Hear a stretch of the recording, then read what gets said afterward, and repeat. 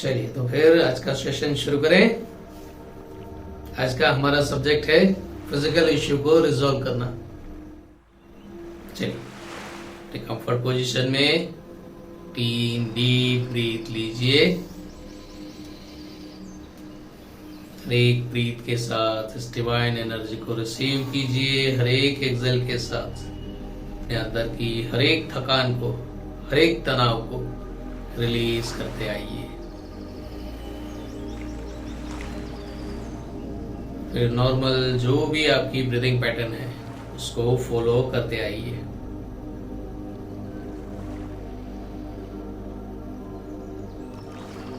एकदम आराम से और शांति से।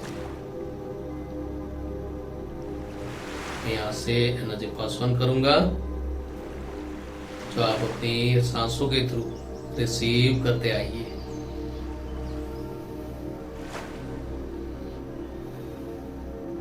पहले हमारा डेली जो रूटीन है उस हिसाब से हम सेल्फ क्लींजिंग करेंगे।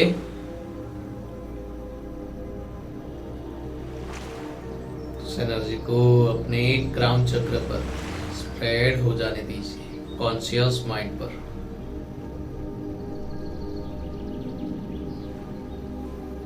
पिछले 24 घंटों में जो भी उथल पुथल हुई है, जो भी चेंजेस हुए हैं, कुछ काम के होंगे, कुछ बेकार के होंगे, तो जितनी बेकार की चीजें हैं उसे हम साफ करते हैं, रिलीज करते हैं।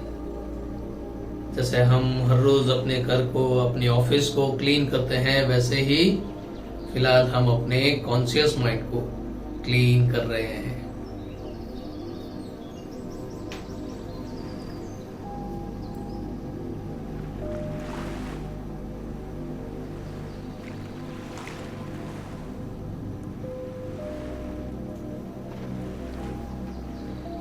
अब इस डीप ब्रीथ के साथ इस एनर्जी को रिसीव कीजिए अपनी थर्ड आई पर, फोरहेड पर, दोनों आंखों पर, दोनों कानों पर, चेहरे के आगे और पीछे। और जैसे जैसे आप व्हाइट लाइट वहां पर अप्लाई करते जाओगे, आपका स्टेच्यू भी आपके सामने क्राफ्ट होता जाएगा।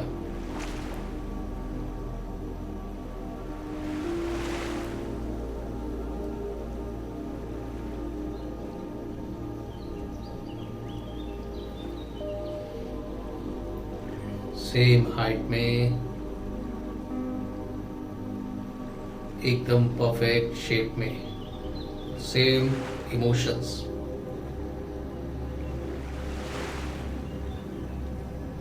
आपको देखिए कि आपको कैसा वाला स्टेच्यू चाहिए,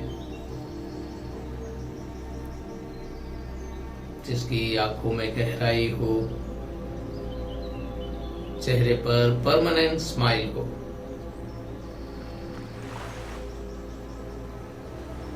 अगर चाहे तो गालों में डिंपल भी रख सकते हैं।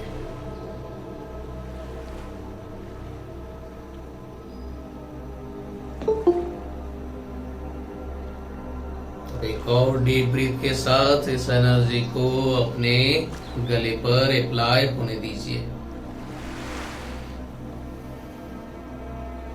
शोल्डर मसल्स पर, शोल्डर जॉइंट्स पर।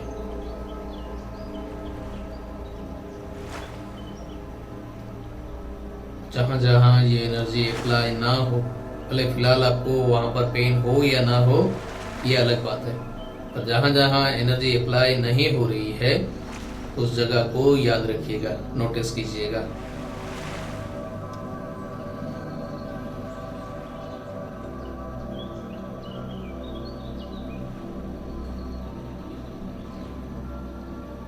एक और डीप ब्रीथ लेते हुए इस एनर्जी को अपनी सांसों के थ्रू अपने हार्ट चक्र पर, अपने लंग्स में अप्लाई होने दीजिए।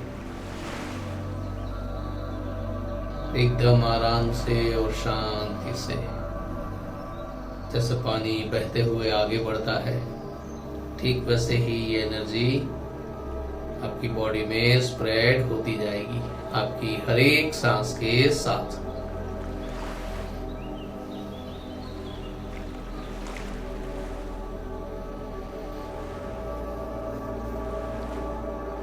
सामने आपका जो स्टेच्यू बन रहा है उसे भी देखते आइए।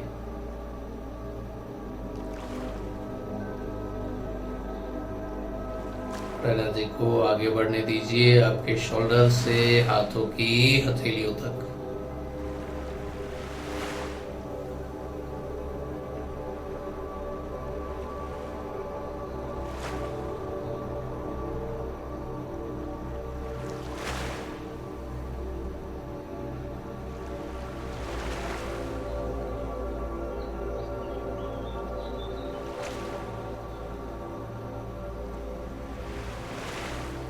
और डीप ब्रीथ की हेल्प से ये एनर्जी पास ऑन कीजिए अपने स्टमक एरिया में।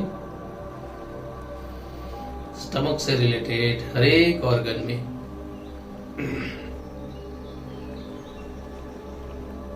जैसे जैसे एनर्जी स्प्रेड हो रही है आपके सामने जो स्टेच्यू बन रहा है, जो हम मैडम तुसाद म्यूजियम में रखने वाले हैं, तो बड़े बड़े सेलिब्रिटियों के साथ आपका भी स्टेच्यू होगा। तो आप खुद सोच लीजिए आपको कैसा स्टेच्यू रखना है।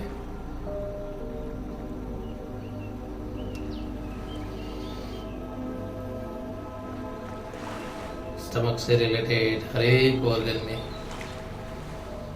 उस एनर्जी को स्प्रेड होने दीजिए।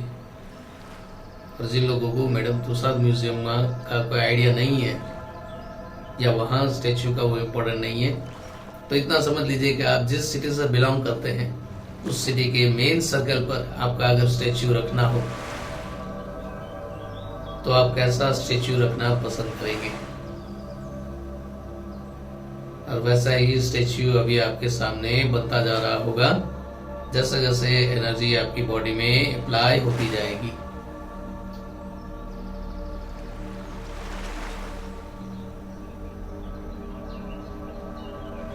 तब एक गहरी सांस के साथ इस एनर्जी को पास ऑन होने दीजिए अपने बेली पार्ट पर, नेवल पॉइंट से कमर की हड्डियों तक।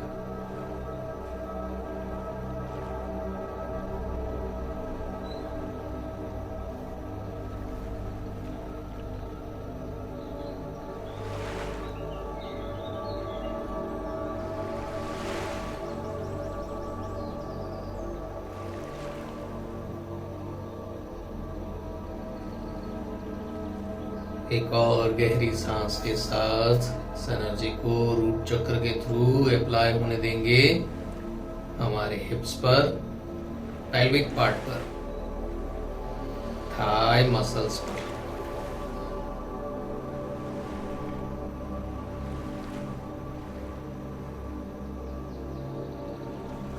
थोड़ा जोर लगाकर हईशा करते हुए इस एनर्जी को आगे बढ़ाएंगे घुटनों पर, नी कैप के ऊपर, नी जॉइंट पर, नी मसल्स पर।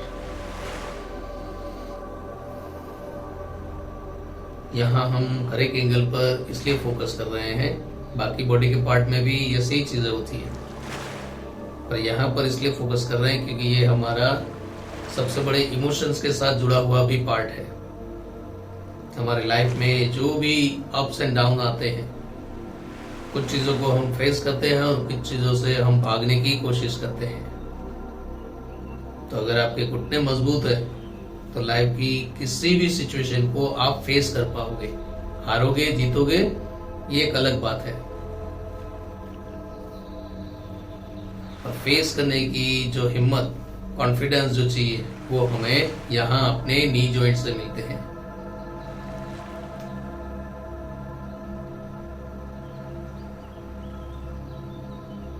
नी जॉइंट का काम कंप्लीट हो गया हो तो एनर्जी को आगे बढ़ाइए अपने काफ मसल्स पर।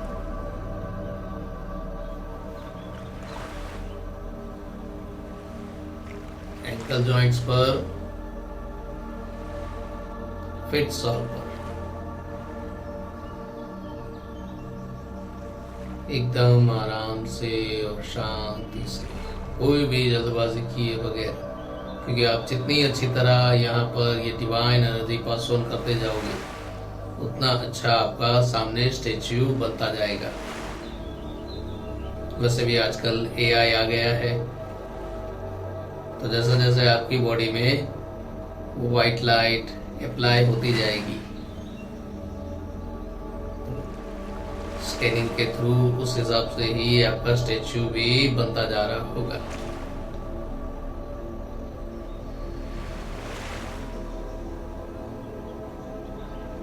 अब एक बार फिर से 3 डीप ब्रीथ लीजिए और हर एक सांस के साथ डिवाइन व्हाइट लाइट को अपने सर से लेकर अपने पांव तक स्प्रेड हो जाने दीजिए, ताकि अगर कोई भी कॉर्नर रह गया हो तो वो भी फुलफिल हो जाए।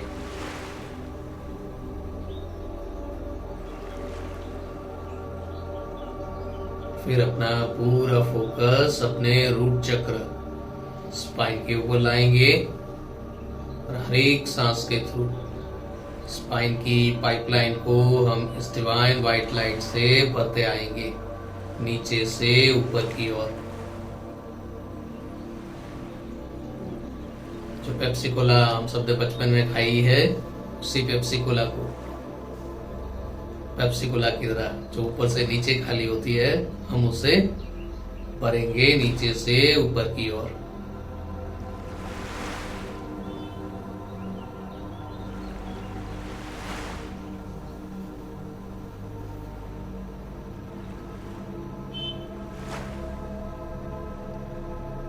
फिर एक गहरी सांस लेते हुए अपना फोकस अपनी थर्ड आई पर लाइए और आपके सामने जो स्टेच्यू बना हुआ है उसे पहले ऑब्जर्व कीजिए।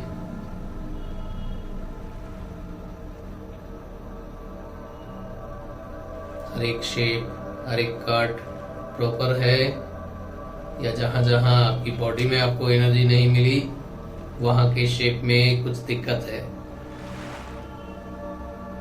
पहले पूरा चेक कर लीजिए ताकि हमें पता चले कि हमें क्या क्या और कितना करना है। उस हिसाब से हमारे पास इक्विपमेंट भी चाहिए। पहले एनालाइज कर लीजिए कि आपको कहाँ क्या क्या काम करना है।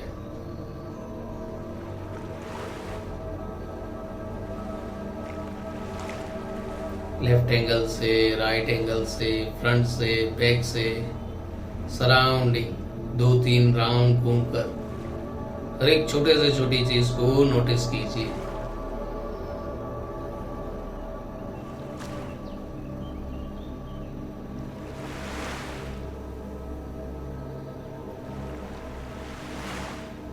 ऊपर से नीचे, नीचे से ऊपर पूरा नोटिस कीजिए।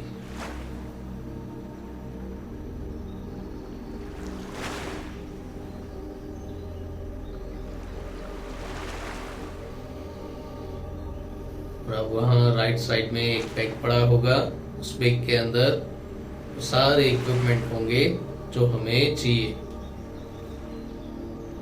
एक रोलर चाहिए होगा, एक छोटा सा कटर चाहिए होगा, स्क्रबर चाहिए होगा, शाइन के लिए एक ऑयल चाहिए होगा,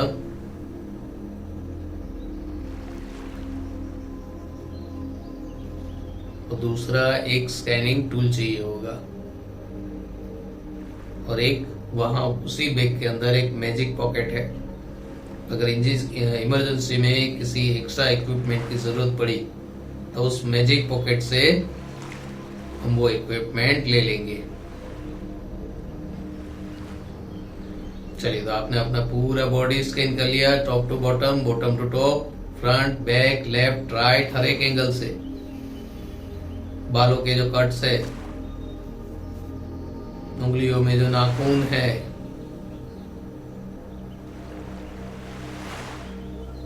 आपकी नाक की नोक, हर एक चीज को ठीक से देख लिया ना। अब इस स्टेच्यू को परफेक्ट शेप देते हैं। पहले वहां फोकस कीजिए जहां आपको अपनी फिजिकल बॉडी में एनर्जी फील नहीं हुई, उस जगह को पहले रिपेयर कीजिए।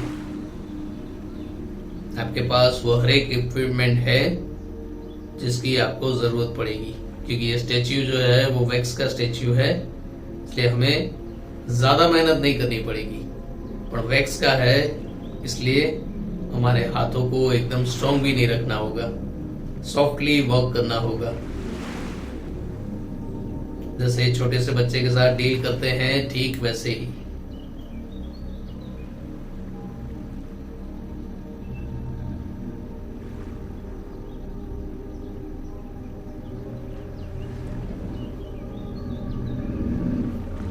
चलिए, आंखों से रिलेटेड, कानों से रिलेटेड अगर कोई इश्यू है तो आपके पास रोलर भी है,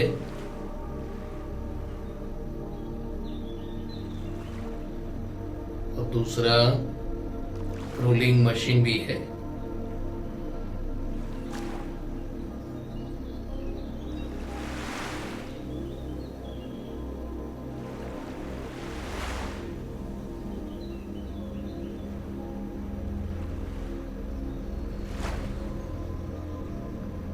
फिर अपने नाक को, अपने जो मसल्स को, गालों को अच्छी तरह शेप दीजिए। छोटी सी हार्मर भी है, हथौड़ी, स्क्रबर भी है।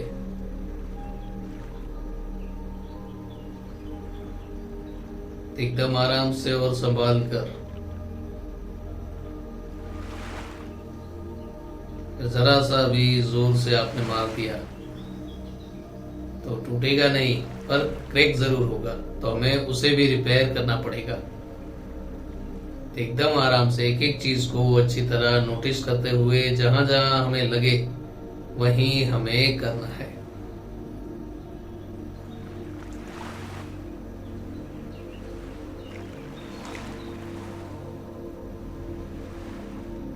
अगर दांतों से रिलेटेड कोई इश्यू है तो अपने दोनों हाथों से होठों को जरा खोलिए,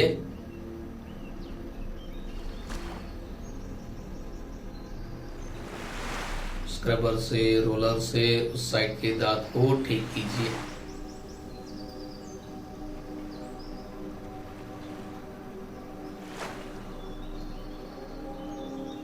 दूसरा एक रोलर भी होगा कि जिससे आप उसके अंदर की जो भी इश्यू है, वेन से रिलेटेड, मसल से रिलेटेड, उसको पहले ही निकाल सकते हैं।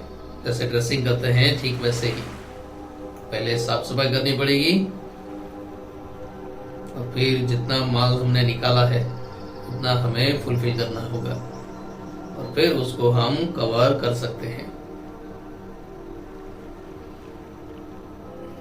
अगर कोई नया इंट्यूशन आपको मिल रहा हो तो उस हिसाब से भी आप उस चीज को अप्लाई कर सकते हैं।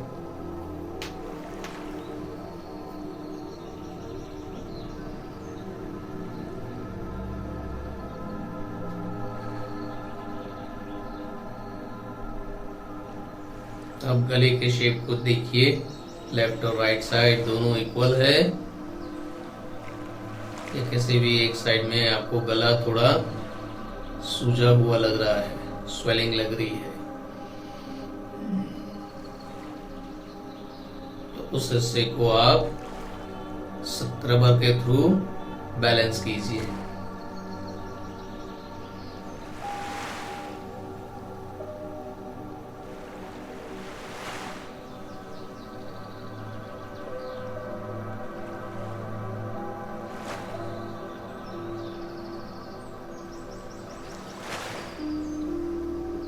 उसी तरह गले के फ्रंट और बैक साइड को ठीक से देख लीजिए,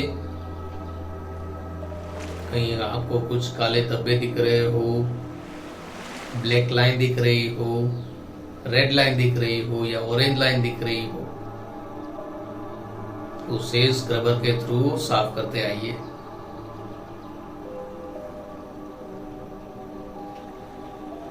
और जैसे एक बच्चा रबर से साफ करता है और बाद में फूंक लगाता है, ठीक वैसे ही जहां जहां आप साफ सफाई करो, साफ करने के बाद वहां पर फूंक लगा दो ताकि जो डस्ट है वो वहां से निकल जाए।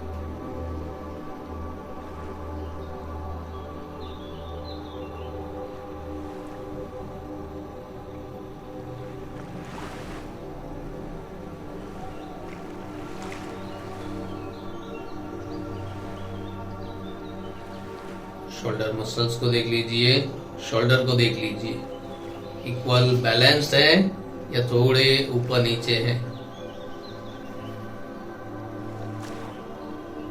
तो उसे बैलेंस कीजिए।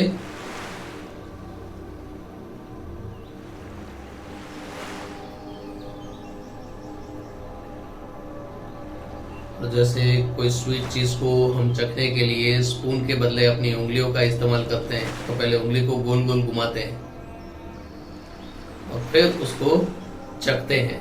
ठीक वैसे ही अब अपनी उंगली के थ्रू अपनी स्पाइन में अंदर गोल गोल घुमाइए, जो भी आपको इंट्यूशन आए, क्लॉकवाइज, एंटी क्लॉकवाइज, उसको घुमाइए।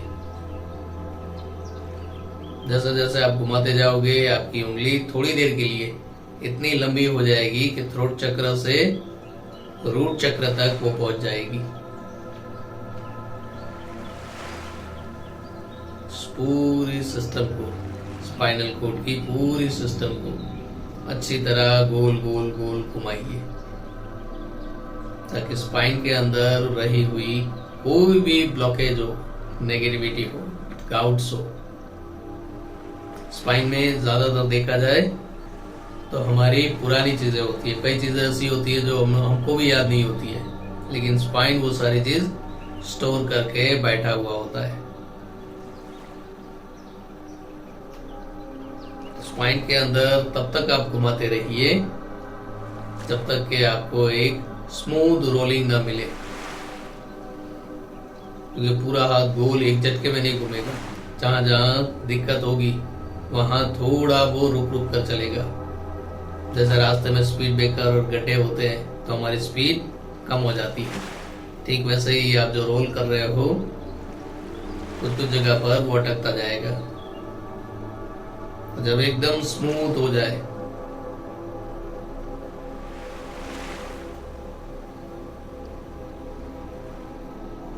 तब आप अपने अपर बैक को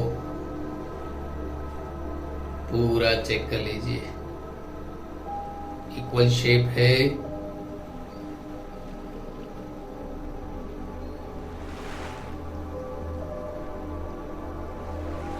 उसी तरह मिडल बैक को जो हमारे लंग्स और स्टमक के साथ जुड़ा हुआ है, ठीक उसी तरह लोअर बैक, हमारे कमर और हिप का हिस्सा। मजे की बात यह है कि अगर आप अपने वेट को या बॉडी शेप को बैलेंस करना चाहते हो तो यहाँ आप अपने हिप्स के एरिया को, पेट की जो साइड लाइन है बैक साइड की, उसको भी आप शेप दे सकते हो और उसकी इफेक्ट आपको अपनी फिजिकल बॉडी में आएगी।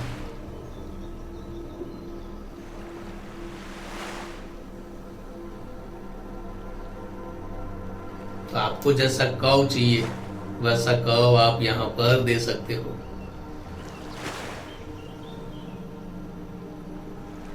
थोड़ी मेहनत करनी पड़ेगी क्योंकि यहाँ रोलर भी चाहिएगा होगा, स्क्रबर भी चाहिए होगा और आपको जैसा शेप देना हो उस तरह का इक्विपमेंट भी चाहिए होगा। अगर आपके पास नहीं है तो जो मैजिक बॉक्स है उसमें से आप लेकर वो यूज कर सकते हैं।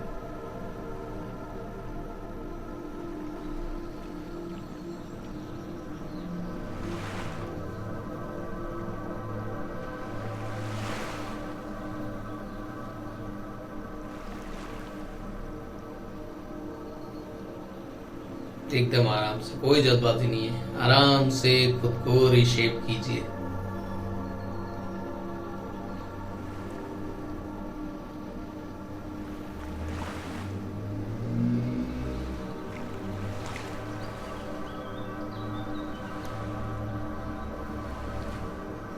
फिर अपने हिप्स से लेकर थाई मसल्स का जो बैक साइड है उसे शेप दीजिए।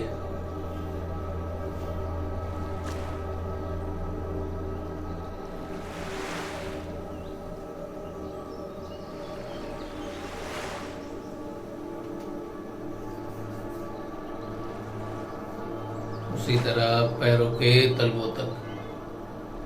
तो क्या है कि हमारी बॉडी के पीछे का जो पूरा हिस्सा है वो हम एक साथ ही पूरा शेप में ला दे, काम कंप्लीट कर ले, तो फिर आगे के हिस्से में ही हमें क्राफ्ट करना बाकी रहे, तो बार बार आगे पीछे होना ना पड़े।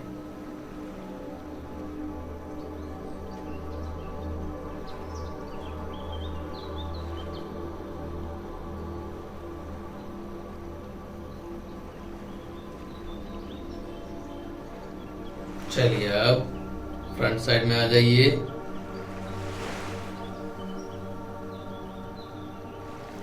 और अपने चेस्ट एरिया में, अंडर आर्म्स में और अपने हाथों में आप जो शेप देना चाहते हैं उसे दीजिए।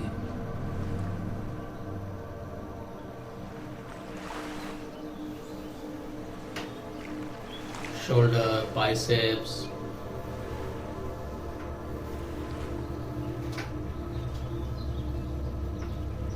उंगलियां,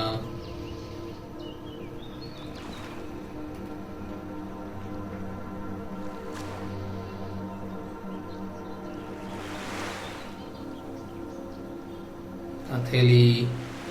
हथेली को नोटिस कीजिएगा, जब हम ऑयलिंग करेंगे तब उस हथेलियों में जो सॉफ्टनेस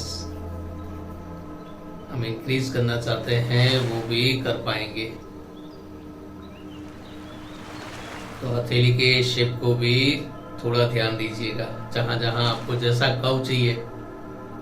ज्योतिष लैंग्वेज में कहते हैं ना कि वो हाथों में जितने पहाड़ बने हुए होते हैं, तो उस हिसाब से आप अपनी हथेलियों का वो शेप भी रिडिजाइन कर सकते हैं।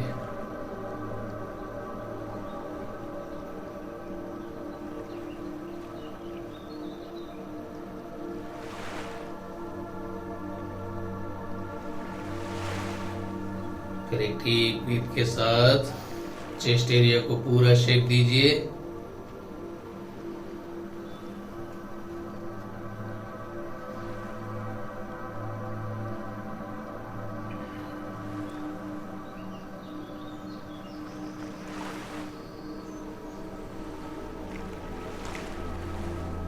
फिर अपने स्टमक एरिया पर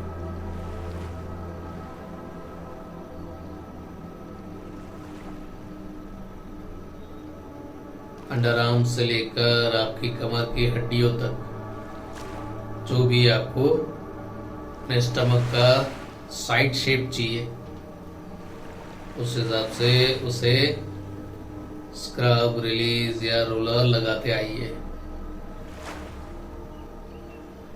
तो जो जो काम आप उस स्टेच्यू में करोगे वो काम आपको अपनी फिजिकल बॉडी में भी फील होगा।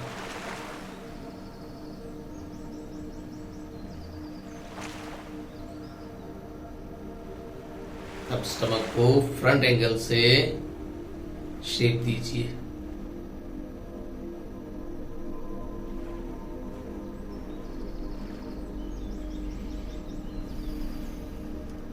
जैसे हमने स्पाइन में, अपनी स्पाइन के अंदर अपनी उंगलियों से रोलिंग किया था, ठीक वैसे ही यहाँ हमें अपने नेवल में, नाभि केंद्र में रोलर के थ्रू उसे शेप देना है। Round, Oval, deep.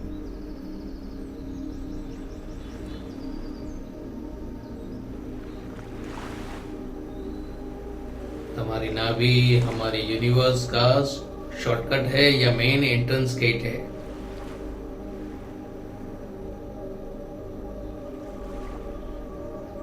तो ये बहुत इंपॉर्टेंट पार्ट है कि जितना क्लीन और स्ट्रॉन्ग होगा उतना ही हमारा यूनिवर्स क्लीन और स्ट्रॉन्ग होगा। और हर एक इंसान का यूनिवर्स अलग होता है, हर कोई अपनी दुनिया में जीता है, चाहे आप हो चाहे मैं हूं, कि हर एक का परसेप्शन अलग है, नजरिया अलग है।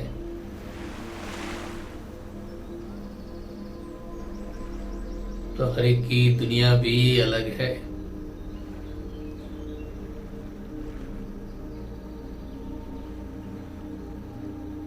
अब बेली पार्ट को जो आपको शेप देना है, उस हिसाब से बेली पार्ट को शेप दे दीजिए।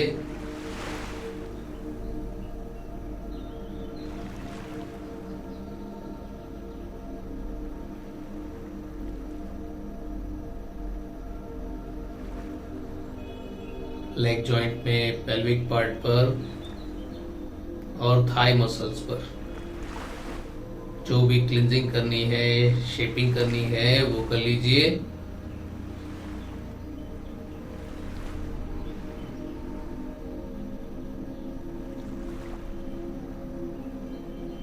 और अगर वहां से आपको कुछ ब्लैक स्पॉट दिख रहे हो या थोड़ा ब्लैकिश दिख रहा हो, तो आपके पास वो रोलिंग रिमूवर है, उसका यूज करके वो पूरा ब्लैक स्पॉट जो है वो आप खींच सकते हो।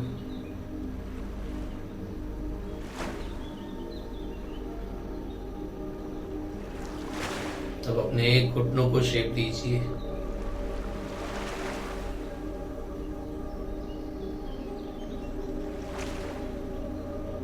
काफ मसल्स, पैरों की उंगलियां, इवन पैरों के नाखून।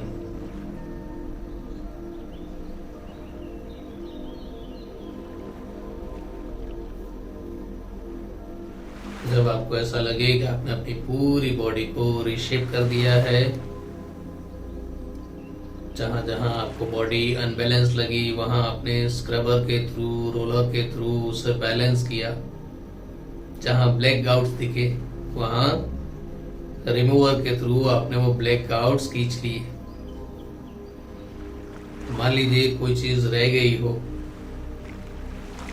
या अभी भी थोड़ा सा डाउट हो, तो उस बैग में जो मैजिकल पैक है उसमें से एक वैक्यूम लीजिए और उस वैक्यूम के थ्रू उस वैक्यूम को सर से लेकर पांव तक एक बार घुमा लीजिए। फ्रंट, बैक, लेफ्ट, राइट, ताकि जो कुछ भी बचा हुआ कोई ब्लॉकेज है, नेगेटिविटी है, गाउट्स है, कोई स्पॉट है तो जब हम शेपिंग कर रहे थे तब नहीं दिखा और अब दिख रहा हो, उस वैक्यूम के थ्रू उसे सक कर लीजिए, खींच लीजिए।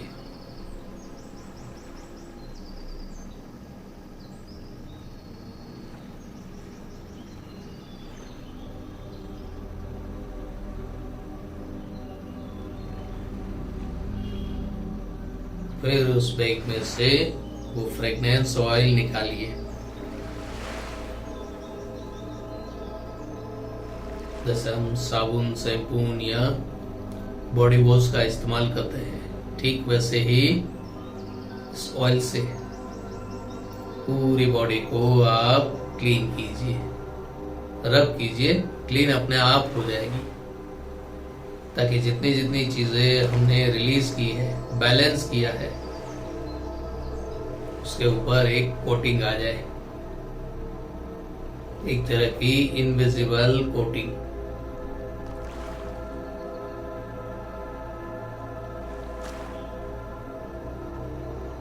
ताकि जितना शेप अंदर गया है वो एक तरह से लॉक हो जाए। तब जो भी रिपेयरिंग करना होगा नेक्स्ट वीक में, तब हमें यहाँ से इसके अंदर ही अगर जाना हो तो ही ठीक है, बाकी अब इससे बाहर नहीं आएगा। तो एक तरह की हमने अपनी बॉडी को लॉक कर दिया, अंदर से कोई बाहर न जा सके, बाहर से कोई अंदर न आ सके।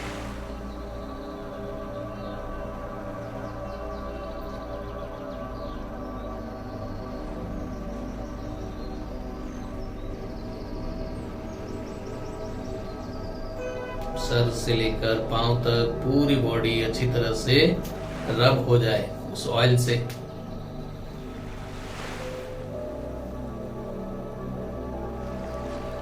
तो अपने फेवरेट कॉस्ट्यूम जो है, आपके फेवरेट कलर का कोई कॉस्ट्यूम है या स्पेशल डिजाइनर कॉस्ट्यूम आप देना चाहते हैं तो वो पहना दीजिए।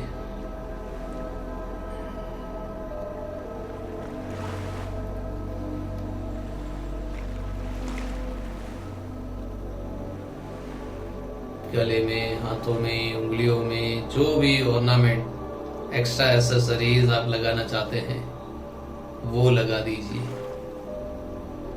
जो आप रेगुलर पहनते हो वही चीज की एक डुप्लीकेट कॉपी, सेकेंड कॉपी वहां अवेलेबल होगी। वो अगर पहना चलना चाहते हैं तो ठीक है, या फिर अगर पर्टिकुलर कोई ब्रांड, आप उसमें ब्रांड की वो एसेसरीज उसमें पहनाना चाहते हैं तो वो भी आपके मैजिक पॉकेट में अवेलेबल होगी।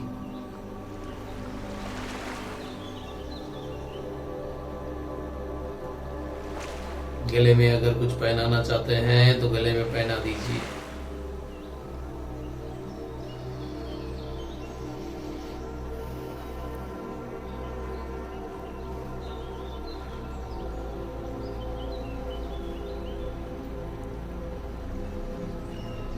और फिर उस स्टैच्यू को देखिए, स्पेशली बालों के हिस्से को, सर के हिस्से को, क्योंकि स्टार्ट टू एंड हमने बाल नहीं बनाए थे जानबूझकर। अब उस मैजिक पॉकेट से कॉम लीजिए या जो भी एसेसरीज आप यूज करते हो वो लीजिए और अपने बालों को एक परफेक्ट शेप दीजिए।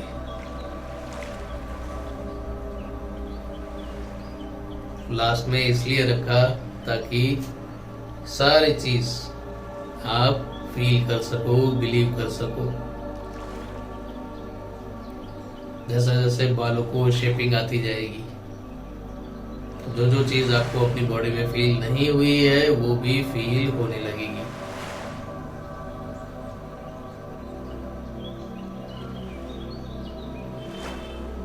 जब आपका ऐसा लगे कि ये स्टैच्यू कंप्लीट है शोकेस में रखने के लिए, आपको तुसाद म्यूजियम में रखना हो या आप जिस सिटी से बिलोंग करते हो उसके सर्कल पॉइंट पर रखना हो,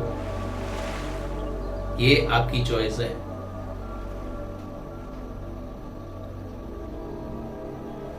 जो भी साइज है उससे अगर आप सेटिस्फाइड हो तो ठीक है। साइज को बड़ा करना चाहते हो तो भी आपकी मर्जी है, ठीक है। वो रहेगा एकदम ग्लास पैकिंग में, खराब ना हो इसलिए। ग्लास पैकिंग में अंदर की जो लाइट्स है वो इस स्टेच्यू को और खूबसूरत बनाते हैं। देखिए उस चेहरे पर जो स्माइल है, उसे आंखों में जो सेटिस्फेक्शन, जो गहराई है उसे।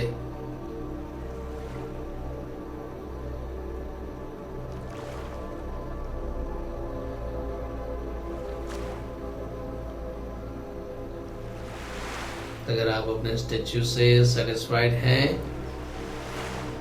तो उसे विदा कीजिए, गुड बाय कहिए, ताकि वो आपके पसंदीदा लोकेशन पर जाकर खड़ा हो जाए या खड़ी हो जाए।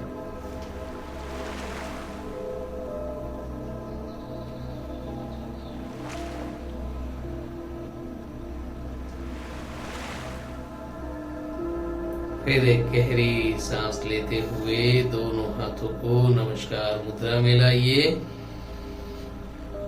डिवाइन एनर्जी, पंच प्रकृति और ये स्टेच्यू का शेप जिसने बना कर दिया है उसे, जिन्होंने आपको इक्विपमेंट दिए थे, एक्सेसरीज दी थी, उन्हें ग्रेटिट्यूड करेंगे।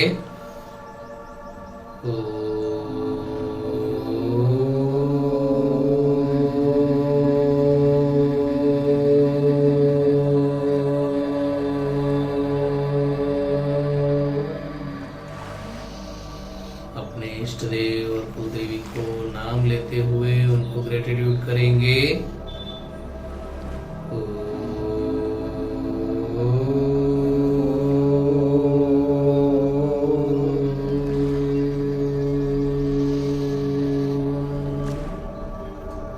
अपने माता पिता, लाइफ पार्टनर और अपने नियर्स एंड डियर्स को ग्रेटिट्यूड करेंगे।